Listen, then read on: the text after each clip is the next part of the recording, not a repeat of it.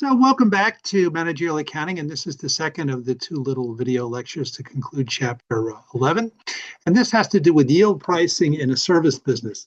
Now, it's important to remember that service businesses often have large fixed costs because they have to have significant investment in property, plant, and equipment. This is very true for hotels, for instance, and very true for airlines, as another example. If I had been doing this in class, I would have picked on Haluk and would have asked him when he went to Italy, did he buy his ticket in advance or did he buy his ticket the day before he went? And how did he do it? And that would have been a good. What would have happened generally? I'm assuming Haluk. I don't know. You can tell me if this is true or not. That when you bought your ticket to go to Italy, you probably bought it far in advance to save money on the cost of the ticket. And if you had bought it closer to when you were actually flying, you probably would have had to pay more for the ticket. So what companies that have high fixed costs will do, they will reward people for making the investment well in advance. They'll offer attractive prices to customers who reserve a portion of their fixed capacity early, and penalize customers who reserve, kind of make a decision to go at the last minute. So, Haluk, when you went to Italy, if you made a decision to go at the last minute, unless you stood in the standby aisle, which I'll talk about in a moment, if you would have waited to the last minute, you probably would have paid more for the ticket. Also, I know students, I don't mean to stereotype college students, people like to go to Florida in places warm, particularly during spring break and when it's cold up in the north. People like to go to Florida and the Caribbean and so forth. If you go to Florida or the Caribbean, during the cold months, you're going to pay a lot more than if you go there in August, because they're not peak demand times. So what people what businesses will do that have high fixed costs, they'll offer attractive prices to people to go in non-peak times as well. And when demand is high, they'll charge higher prices as well, and they will reward people who make the decision to purchase the service, whatever the service, early as opposed to doing it later on. Okay, so if you are a service business with high fixed costs, you will offer lower prices to people who book early and get people to pay through the nose when they book at the last minute. And also, you're going to end up charging higher rates when you during peak times than you're going to charge during slack times. And if you don't believe me, Google airline fares to Florida and compare what it costs to go to Florida in August to what it costs to go to Florida in January. You're going to see there's going to be a big difference. Okay. Now, having said all that, I did say, getting back to Haluk there, when he bought his ticket, I don't know if he bought it well in advance. I hope he did, because if he bought it well in advance, he probably paid less for it than he would have had to pay if he bought it at the last minute.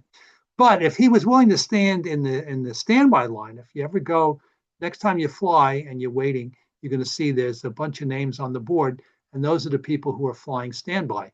And the big advantage of flying standby is oftentimes you can save a large amount on the ticket, and could be up to 50% or more that you could actually save in the price of the ticket. The flip side of that is you don't know if you're going to get on the plane. So what happens is there'll be a list of people, and they'll call them individually that once the airline is convinced that they have room on the plane. So this is another application of what we call yield pricing. So let's take a look at an example here. So we've got an airline here. This is called Alpine Airlines. And most of the cost that the airline is going to have on a flight is going to be fixed cost. So they got the cost of depreciating the plane, they got the cost of the crew salaries, the fuel, ground salaries, airport fees.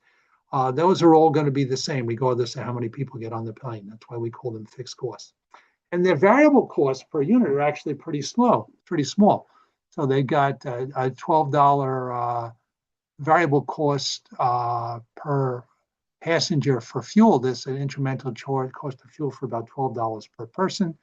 And there's an incremental cost of ground salaries of about $8 a person. And there's an incremental cost there in terms of passenger services of about $15 a person.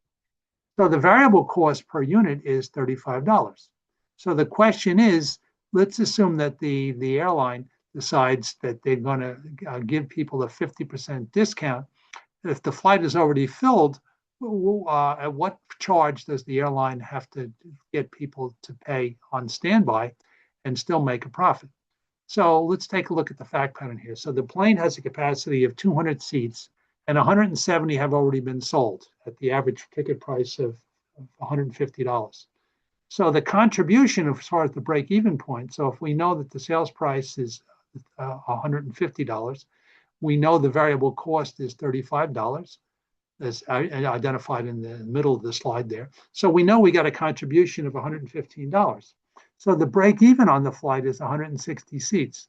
So if the airline has already sold 170 seats, and they've got room for 30 more passengers, it's in their best interest to get some additional revenue, as long as that additional revenue exceeds the variable cost per passenger. The airline will come out ahead, provided they've already reached the break-even point. So basically, the airline, as long as they charge more than $35, they can make money on standby passengers, even if the standby passengers pay a much discounted fee. And let's prove that this is true. So we've got the plane has already got 170 people. Seats have been sold. We know that they're beyond break even because they got 160, and we know they'll make money as long as they end up charging more than $35 per unit. So here's what we got. So they're going to offer them a discount of 50% of the price. So the price is the normal price is $150 a ticket. They're going to offer them 50% off. Can they make money if they offer a 50% discount on the ticket?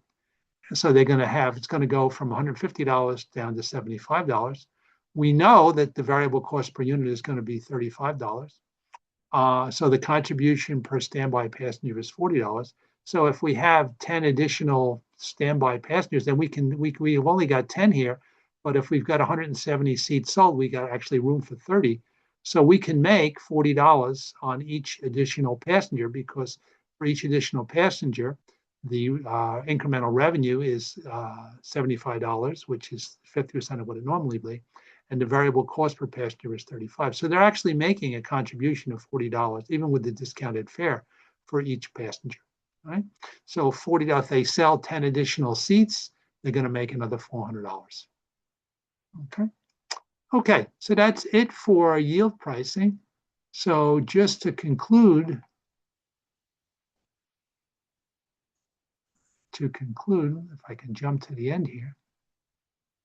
So this concludes our discussion of this chapter. So at this point, you would be able to prepare those different analysis reports that I showed you for all the different types of decisions, lease or sell, make or buy, discontinue a product line, and so forth.